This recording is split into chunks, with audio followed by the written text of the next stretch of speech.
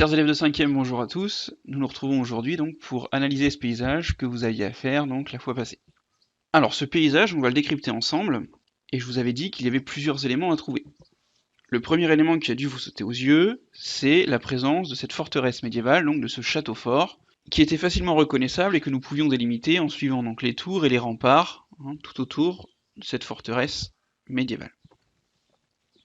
Un deuxième élément du paysage concernait cette fois le village en contrebas. Vous pouvez également le délimiter en suivant les habitations. Et enfin, en arrière-plan, se trouvent les campagnes avec les champs et la végétation encore présente. Aujourd'hui, dans notre paysage, on peut remarquer que le Moyen-Âge il est encore présent, puisqu'il y a encore de nombreux vestiges qui existent, tels que ce château fort. Mais pas uniquement. Vous avez toute l'organisation qui existe encore. Ce village, encore présent ici, eh bien, il dépendait du château fort, il était protégé. En cas d'attaque, les villageois pouvaient venir se réfugier dans le château du seigneur. Donc tout ça, c'est un ensemble. Et donc pour nourrir tous ces gens, le seigneur, les hommes d'armes et les villageois, eh bien, il fallait cultiver les terres, qui sont encore ici en arrière-plan. Donc finalement, ce paysage du Moyen-Âge, aujourd'hui, eh bien, en quelque sorte, il a gardé son organisation. Il y a également encore des éléments défensifs encore présents, les tours, les remparts, qui ont été construits par les hommes, mais aussi des éléments défensifs naturels. Vous avez une végétation assez dense, et escarpée d'ailleurs. Vous avez également la présence de l'eau, qui viennent directement donc protéger les côtés de cette forteresse. Et puis un dernier détail, il y a la présence ici d'un pont, d'accord? Eh bien au Moyen-Âge, on peut aussi supposer que ce pont était présent, et qui servait de lieu de passage et de péage pour le seigneur, puisque eh bien, les marchandises devaient passer effectivement par ce pont. Voilà, donc aujourd'hui, nous, on a délimité 3 zones. On va toutes les travailler individuellement, et puis à la fin, on en fera un tout, et on verra comment cet ensemble fonctionnait. Alors, je vous propose de reprendre vos cahiers et de venir noter le titre du thème, ainsi que le titre du chapitre, qui va donc concerner la société au Moyen-Âge, l'Église avec un grand E, donc toutes les personnes en lien avec la religion, et donc le pouvoir politique, les personnes qui dirigent dans l'Occident féodal. Ce mot féodal ici, vous ne le connaissez pas encore, mais nous le reverrons plus tard dans notre chapitre. Et enfin, donc, chapitre H4, les campagnes dans l'Occident médiéval, entre le XIe et le XVe siècle. Donc je vous laisse quelques secondes pour venir inscrire le thème et le chapitre sur votre cahier. Ensuite, l'introduction, qu'il faudra également écrire sur vos cahiers, qu'on va lire ensemble. Donc dès le Xe siècle, à l'époque médiévale, de nombreux châteaux sont érigés, construits si vous préférez, très souvent en hauteur, autour de points stratégiques et défensifs, comme par exemple une rivière. Autour de ces châteaux, on trouve des campagnes, dirigées par de grands seigneurs, dans lesquels les paysans travaillent. Et la question qu'on va se poser, nous, sur ce chapitre, c'est comment sont organisées ces campagnes dans l'Occident médiéval, donc entre le XIe et le XVe siècle. Comment ces campagnes, en gros, fonctionnent. Donc je vous laisse quelques secondes pour venir écrire l'introduction, n'hésitez pas à mettre en pause la vidéo. Pour introduire l'activité, je vous propose donc d'étudier ces 2 vignettes. Donc vous avez une première vignette ici, où on vous montre une ville fortifiée, et donc les campagnes environnantes, dans laquelle les paysans donc ramènent du bois, ils ont coupé du bois, et vous le verrez dans l'activité, c'est ce qu'on appelle les défrichements. Effectivement, on enlève une partie de la forêt, on récupère le bois, et puis ensuite, ces terres, elles serviront. Si on regarde la tenue des personnages, et puis la couleur du tableau, on est plutôt dans des tons sombres. Donc on est dans une période plutôt automnale, hivernale. À l'opposé donc de la vignette de droite, où effectivement les arbres sont fleuris, où les personnages sont vêtus moins chaudement, on est plutôt ici en période donc estivale, proche de l'été. On le remarque puisque les activités sont très différentes. Ici on est plutôt donc sur le fait de semer, et puis donc aussi de récolter donc ce que les arbres ont produit. Ces 2 vignettes, elles ont un objectif, c'est de vous montrer que peu importe la saison, eh bien on travaille dans les campagnes.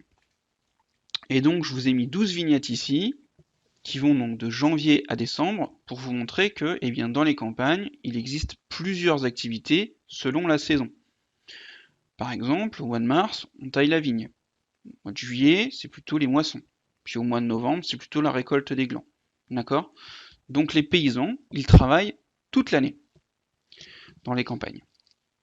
Donc moi je vous propose une activité en lien avec tout ça qui va nous permettre de comprendre comment les campagnes fonctionnent. Comme d'habitude, j'utilise le logiciel Adobe Acrobat Reader. Je vous ai préparé une petite vidéo que vous pouvez retrouver en lien de la vidéo qui vous explique comment obtenir ce logiciel. Grâce à ce logiciel, vous allez pouvoir directement venir taper et écrire dans ces cases, grâce à ce petit menu ici. Vous utiliserez donc l'outil Remplir et signer. Si jamais ce petit menu ne s'affiche pas, vous allez dans Affichage, Outils, Remplir et signer et Ouvrir. Vous allez sur l'outil de gauche, outil Remplir et signer, et voilà, vous vous retrouvez avec ceci qui vous permet donc de venir taper votre texte, d'accord? Directement donc dans les cases. Alors, cette activité. Tout d'abord, vous avez donc une frise chronologique de la période qui vous montre un petit peu donc ce qui s'est passé entre les années 1900 et 1350. Donc en gros, du Xe siècle au XIVe siècle. Donc il faudra venir regarder un petit peu, il y a quelques informations qui peuvent vous aider. Ensuite, vous avez le premier document qui vous montre donc l'Europe vers 900 et l'Europe vers 1300. Vous pouvez voir qu'ici, il y a quelques changements. Vous avez un deuxième document qui vous montre l'évolution de la population entre donc le Xe siècle et le XIVe siècle. Je vous demande d'ailleurs ici le nombre d'habitants en 1250 en Europe. Donc il faudra venir taper le nombre d'habitants. Ok ? Première question. Que se passe-t-il en Europe entre 900 et 1300 ? J'attends 2 éléments de réponse. Et pour vous aider, vous avez le document 1 et le document 2. Il y a 2 gros changements entre 900 et 1300 à cette époque. Ensuite, qu'est-ce qui peut expliquer les changements qui figurent sur le document 1 ? Pourquoi on est passé de ça à ça, à votre avis? Et enfin, pourquoi la population chute brutalement entre 1250 et 1350 ? Vous pouvez bien évidemment utiliser la frise dans laquelle il y a certains indices. Deuxième partie. Vous avez donc un document 3 qui vous montre les innovations techniques dans les campagnes. En gros, tout ce qui est nouveau au Moyen-Âge.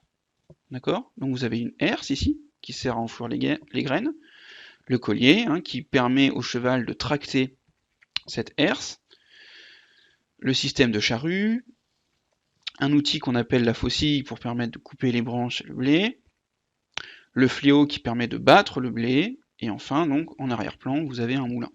Donc tout ça, ce sont des nouveautés pour l'époque. Quatrième document, sans doute le plus difficile, mais on va l'expliquer ensemble. Il faut le séparer en deux. Vous avez d'un côté le petit a, de l'autre côté le petit b. Nous, on va se concentrer sur le petit a pour l'instant. Avant les progrès du Moyen-Âge, on utilisait un système qui s'appelait biennal. Bi, ça veut dire deux. Ça veut dire qu'ici, on a séparé les terres en deux. Vous avez le village au milieu. D'un côté, on va cultiver des terres. De l'autre côté, on va les laisser ce qu'on appelle en jachère. Laisser une terre en jachère, ça veut dire sans culture. Vous avez la définition ici. Ça veut dire qu'on ne fait rien pousser.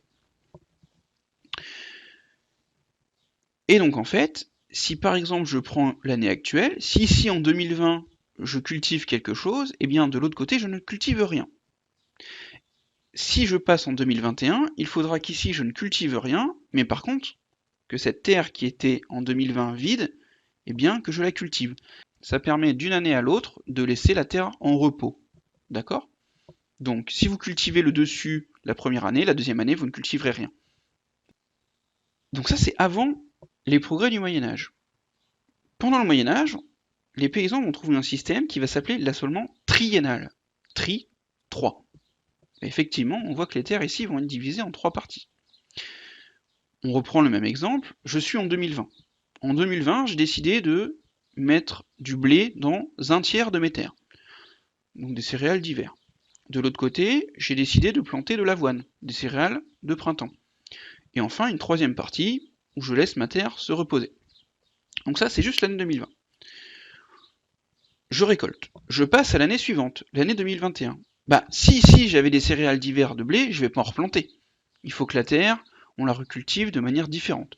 Donc en fait, les céréales de blé que j'avais cultivées en 2020 ici, ils vont passer ici, en 2021. Et donc il faut décaler à chaque fois. Du coup, mon avoine va passer ici, et mes terres en jachère vont passer ici. C'est un système circulaire qui tourne. D'accord? Le but, c'est de ne jamais cultiver la même chose, d'accord, chaque année. Donc ici, il va falloir par exemple attendre 3 ans avant que de retrouver du blé. 2020, j'avais du blé, 2021, il est là, 2022, il est là, et bien, on retrouvera du blé ici en 2023. Ok? Bien. Alors, quel changement peut-on observer dans les campagnes au Moyen-Âge? Là, il faut vous aider des deux documents. En gros, qu'est-ce qui change à cette époque? Qu'est-ce qui est nouveau? Document 5, complète le document suivant. Comment fonctionne l'assolement triennal? Eh bien, nous venons d'en parler. Donc, vous avez la première année, la deuxième année, la troisième année. Donc, vous allez devoir ici mettre différentes couleurs. Par exemple, tiens, terre en jachère, on va prendre du marron, c'est une terre vide, d'accord? Je vais venir la placer, cette terre vide. Donc, je sélectionne l'outil point, jachère, hop, ok, j'ai mis dans ma légende, je le remets ici. Ensuite, tiens, il y a de l'avoine, on va prendre l'avoine, en vert, hop, et puis on va placer aussi ici. Ah, et puis enfin le blé, donc cette fois on reprend l'outil, hein, mais en jaune, je viens le placer donc ici. Donc voilà, ça c'est pour ma première année. Moi je vous demande de remplir les années 2 et les années 3 pour m'expliquer eh bien comment ça va fonctionner, comment je vais avoir un roulement. Donc il faudra venir compléter. Ok? Et enfin, vous avez donc une dernière question. Hop, je vais reprendre ça. Pourquoi ce système améliore-t-il le rendement? Donc pourquoi est-ce qu'on a une meilleure récolte par rapport à l'assolement biennal qui était précédemment utilisé? En gros, pourquoi ce nouveau système divisé en 3 va me permettre d'avoir une meilleure récolte que ce système divisé en 2? Ok? Voilà, donc vous avez toute cette activité à faire, ça sera la dernière avant les vacances, et donc il faudra me rendre pour vendredi. Ok? Donc voilà, je vous souhaite bon courage, je vous dis à très bientôt, et surtout, à la fin de cette activité, bonnes vacances.